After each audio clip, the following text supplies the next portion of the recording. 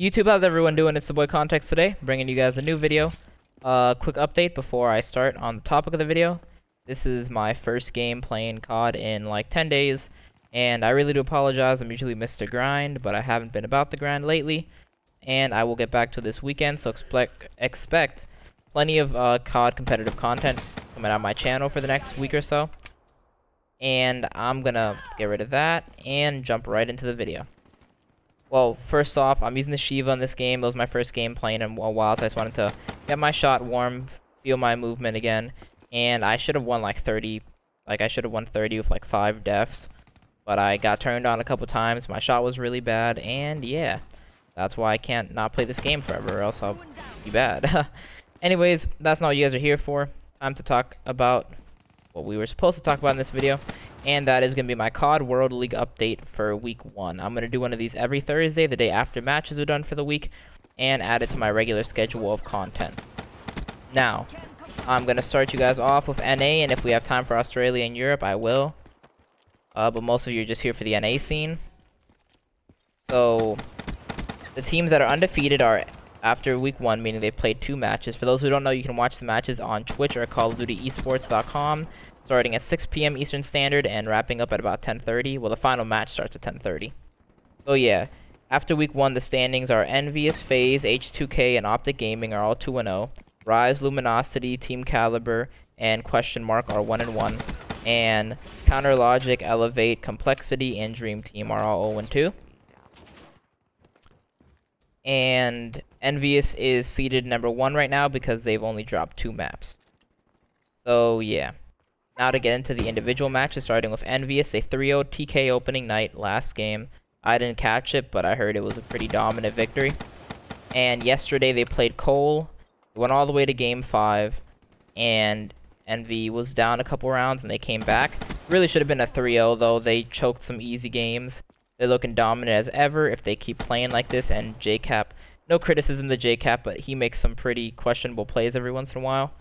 I feel like they are going to be dominant if he just fixes his game up a bit. And that's what I got for you guys on Envy this week. FaZe, similar story. They went Game 5 for the season opener against Rise Nation. And in my opinion, Rise should have won. I'm a big FaZe fan, but Rise made some really tough mistakes on the CTF that costed them the series. That and Attach going huge in the SND. Even though my boy Zuma went 1-9, but Clayster went like 16-8, so he carried the squad. H2K Gaming being the surprise here. I had a lot of hype in my season preview about them, that they were going to do really well, and they're winning their S&Ds, and with Fears and Lacefield as a dominant sub, they're really starting to win Respawn, which is what we didn't think they could do. And they are 2-0 in the league with a good win against COG yesterday. Well deserved. And of course you got the Golden Boys and Optic Gaming. Took a 3-1 win against COG yesterday, only dropping the S&D, which has always been the game type they need to work on, and won a nail-biting game against Elevate yesterday. Once again, I think Elevate should have won. It was more Elevate making mistakes the last couple maps than Optic dominating them. But Karma made a beautiful play of Heatwave to win in round 11 after Nagafin legit went. The first S&D, Nagafin was on like a 10 kill spree off the break. It was disgusting. And then the second game, he had like 17 kills. So, yeah. I have high hopes for Elevate throughout the season, in case you guys can't tell. They were also playing with a sub, but I guess I'll get to that when I get to Elevate. Next up, we have Rise Nation, who in my opinion was the strongest team coming into the event, and they lost one match. They won their match yesterday, and they lost their match against Question Mark by forfeit, because they were having internet issues. They could not connect to the game, so they were forfeited, unfortunately, because I think they'd be 2-0 right now, but it is what it is. They'll definitely come back. They're looking like a really strong team when they actually did get to play matches. Then you have LG. Most of their games have been shown on the second channel, so I haven't really been catching them as much as the mainstream matches. But I've caught like the VODs, and they are looking pretty good. They're 1-1 in the league. They're going to be on that low end of the top 8 if they make that. So next on our list is TK. They lost to Envy 3-0, but then they won. They beat DT, my bad, yesterday, which is kind of to be expected. You don't expect TK to lose that match.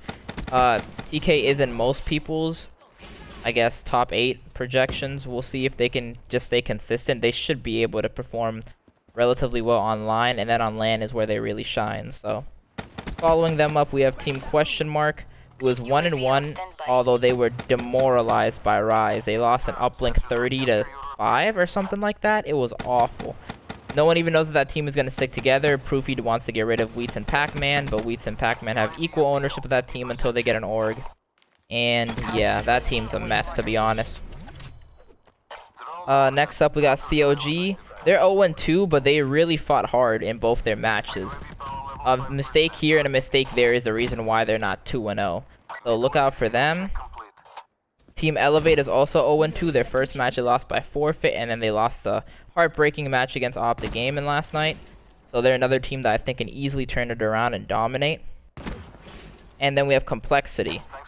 Complexity came in here as a top 5 team for most people. They're 0-2. And they lost to Envious in heartbreaking fashion. Well, I guess they were going to lose regardless. Envious choked the maps, but like Ricky was making plays, Parasite was cross-mapping people, Miracles was always on the flanks. They were just playing really good, but I feel like the problem with that team is once they start losing matches, that they're going to be, they're going to start arguing, and who knows, maybe they'll pick up Killa and bring back that Farico lineup, or something along those lines. And the last team on our list is Dream Team, the rookies. The online gods are struggling against some of the top teams, which is to be expected. Maybe once they get past their learning curve, they'll be top tier. And this game's about to end, so I kind of just ran through the NA teams. If you guys want to check anything out, go on the competitive Reddit site, the CoD Comp Reddit site, or on the CoD Esports League page, and find out anything you guys want on the EU and the Australian League. And that's it for me today, guys. Hope you guys enjoyed this video. If you did, like and comment. Let me know if you guys want me to keep posting this as a weekly thing. And subscribe for more content from me. And this is your boy Context, signing out.